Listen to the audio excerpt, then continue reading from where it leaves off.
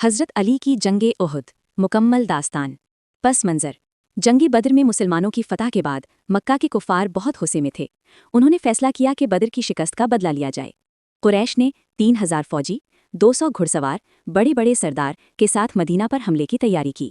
یہ جنگ 3 ہجری میں پہاڑ احد کے مقام پر لڑی گئی۔ سرسماؤں مسلمانوں کی تیاری۔ رسول اکرم صلی اللہ علیہ وسلم تقریباً 1000 صحابہ کے ساتھ نکلے۔ راستے میں عبداللہ بن ابی اپنے 300 آدمیوں کو لے کر واپس چلا گیا۔ یوں مسلمانوں کی تعداد صرف 700 رہ گئی۔ نبی کریم صلی اللہ علیہ وسلم نے 50 تیر انداز ایک چھوٹی پہاڑی پر مقرر کیے اور فرمایا، چاہے ہم جیت جائیں یا ہار جائیں، تم اپنی جگہ نہ چھوڑنا۔ سرسماؤں جنگ کا آغاز۔ جنگ شروع ہوئی تو کفار کے بڑے بڑے سورما میدان میں آئے۔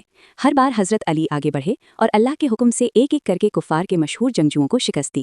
حضرت علی کی تلوار ذوالفقار میدان احد میں بجلی بن کر چمک رہی تھی۔ سرسماؤں حضرت علی کی بہادری۔ روایات کے مطابق حضرت علی نے 20 سے زائد کفار کو میدان میں گرایا۔ کفار کے جھنڈے بار بار گرتے رہے۔ ہر مرتبہ حضرت علی آگے بڑھ کر علمبردار کو ختم کر دیتے۔ اسی وقت آسمان سے آواز آئی، لا فتح الا علی، لا سیف الا ذوالفقار۔ علی کے سوا کوئی بہادر نہیں، ذوالفقار کے سوا کوئی تلوار نہیں۔ سرسماؤں جنگ کا پلٹ جانا۔ جب مسلمانوں کو فتح نظر آنے لگی تو کچھ تیر اندازوں نے مال غنیمت دیکھ کر اپنی جگہ چھوڑ دی۔ یہی وہ لمحہ تھا جس کا کفار انتظار کر رہے تھے۔ خالد بن ولید اس وقت مسلمان نہیں تھے، پیچھے سے حملہ آور ہو گئے۔ سرسماؤں مشکل گھڑی۔ اچانک حالات بدل گئے۔ بہت سے صحابہ زخمی ہو گئے۔ افواہ پھیل گئی کہ نبی صلی اللہ علیہ وسلم شہید ہو گئے ہیں۔ میدان میں سخت افراتفری مچ گئی۔ کفار نے رسول اللہ صلی اللہ علیہ وسلم پر حملہ کر دیا۔ سرسماؤں حضرت علی کا عظیم کردار۔ اس نازک وقت میں حضرت علی نبی کریم صلی اللہ علیہ وسلم کے سامنے ڈٹ گئے۔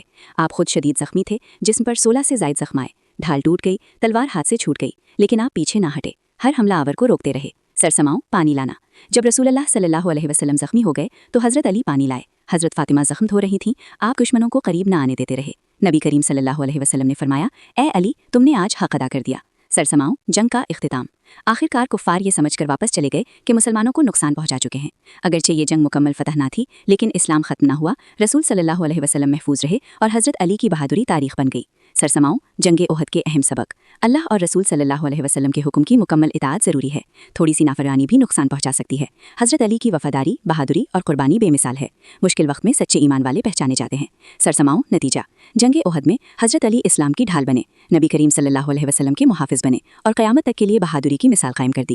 اسی لیے کہا جاتا ہے، اسلام علی کی تلوار اور محمد صلی اللہ علیہ وسلم کی قیادت سے قائم رہا۔